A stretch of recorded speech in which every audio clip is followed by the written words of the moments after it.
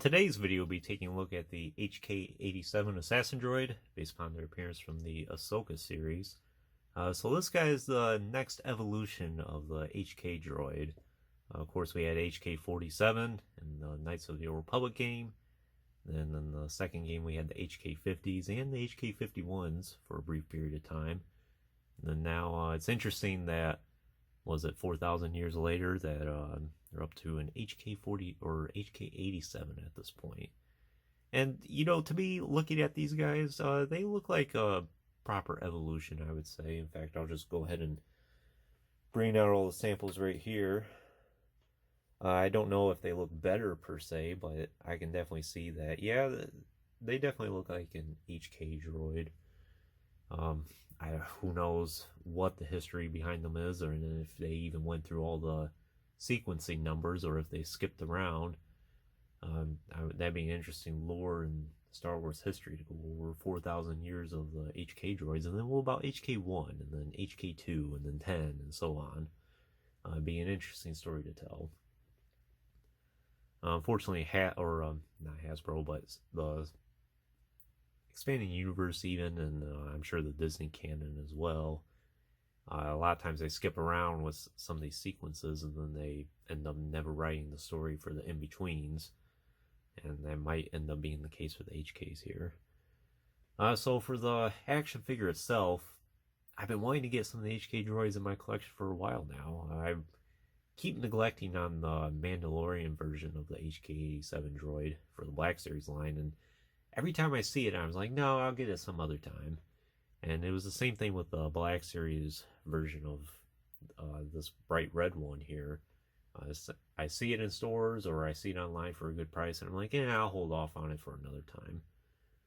But I happened to be at the store the other day, and I decided, you know what, I'm going to go ahead and get one. And I'm glad I did. It's a very nice action figure. He does have a hard time standing, and I've known that going into buying this. But so far he seems to be staying in place. And I'll admit, that's part of the reason why I've held off getting this. It's like, I don't really want to get an action figure where I'm going to have all these problems trying to get him to stand. Especially when, right now, I don't really have the space to display him. So, if I do put him somewhere, he might fall over a lot or anything of that nature. So, I've held off on it. But I'm glad I have this one now. And at some point, I do plan on getting the Black Series ones. So we'll just go ahead and take a look at the card here. Nice image from the show. I've actually never really seen these guys in action in either the Mandalorian or Ahsoka yet. But I don't even need to really enjoy how neat they look. It's from the Ahsoka show.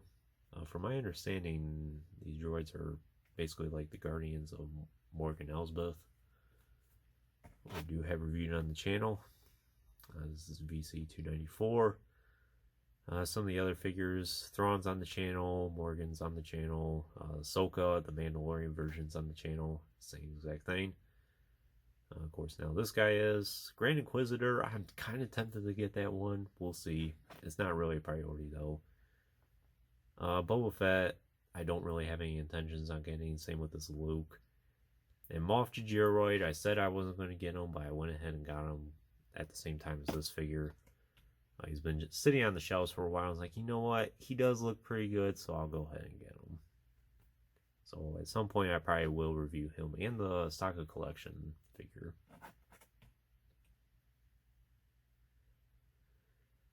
So that's the package. Now for the figure here.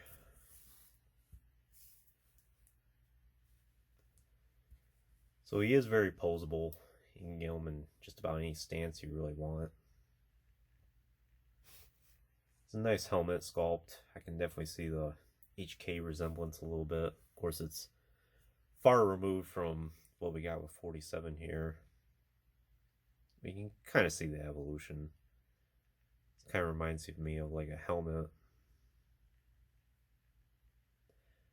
But a lot of the, especially the limbs, are very similar.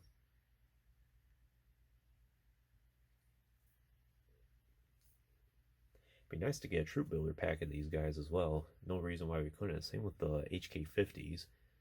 If HK-47 can get a re-release, there's no reason why this one shouldn't.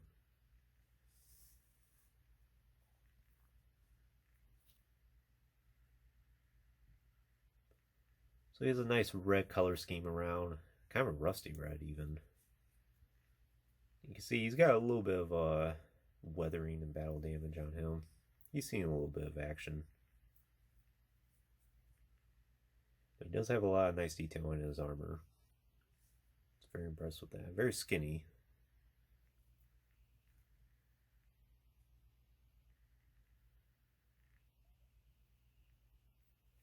And then for the back here, he does have that extra accessory where you can store a battle droid blaster, which is very nice how they did that. They could have cheapened out and did like a holster or something where it wouldn't stay in the place, but this is a very good place to holster his blaster. For his cape here, it is a very nice material. It doesn't feel like it's going to fray or anything. It looks really good.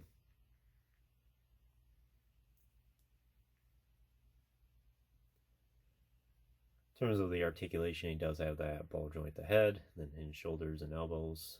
Hinged wrist, I think, as well.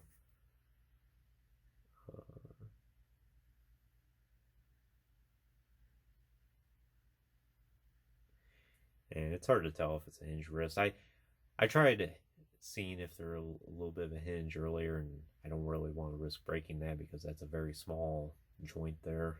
But it's definitely a swivel at least. He does have a hinge at the torso there, and then of course the hinge tips.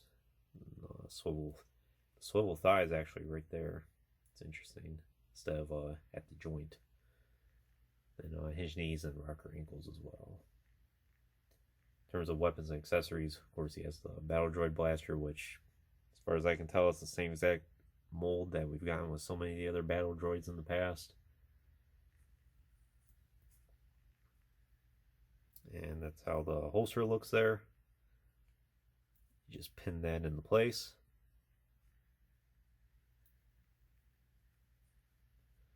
Then he comes with this staff, which it's an accessory I think that should have came with Morgan Elsbeth.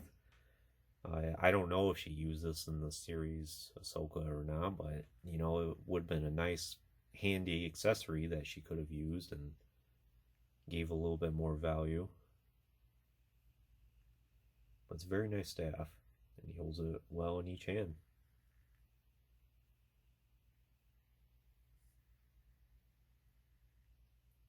Kind of reminds me more of a spear instead, actually.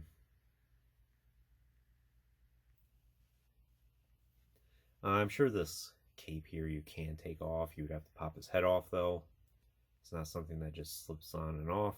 So if you want to customize your HK droids a little bit, if you get multiples of these, that is an option.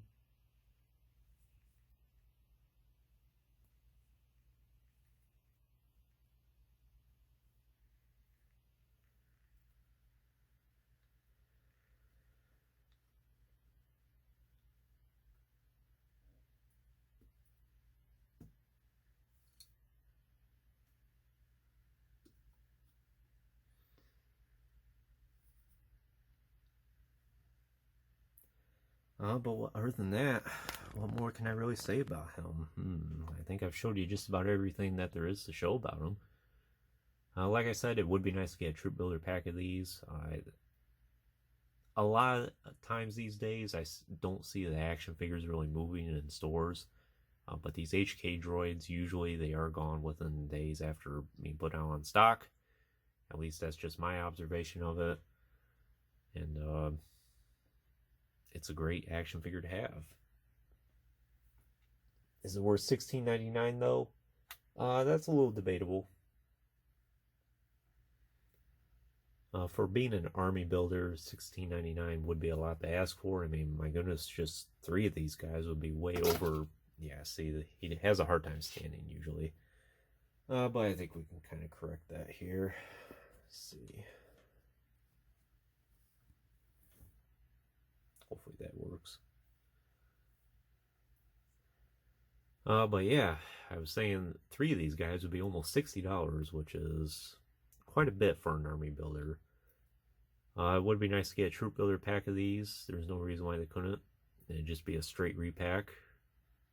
Maybe they can do one for the Mandalorian paint scheme as well. I would prefer that one actually over this red one. The red looks nice, but I think the other one where he has the red limbs and then the tannish brown body looks a little bit more accurate to an HK droid. It reminds me of HK-87 a lot more. I'll say that. But still, it's a very nice action figure. Would recommend. If you see it in stores, I would definitely say jump on it. If you're a fan of droids or battle droids in particular, or if you're a fan of the Ahsoka show, I don't see why this is something you shouldn't have for your collection. And if you have HK-47 or HK-50, I think he's a nice one to add with that bunch. Shows the evolution of them.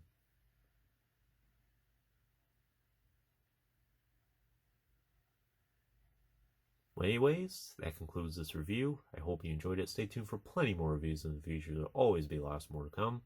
If you haven't already, please like the video and subscribe to the channel. I always greatly appreciate all your support. And if you haven't already, please check some of the links in the description. As always, thanks for watching.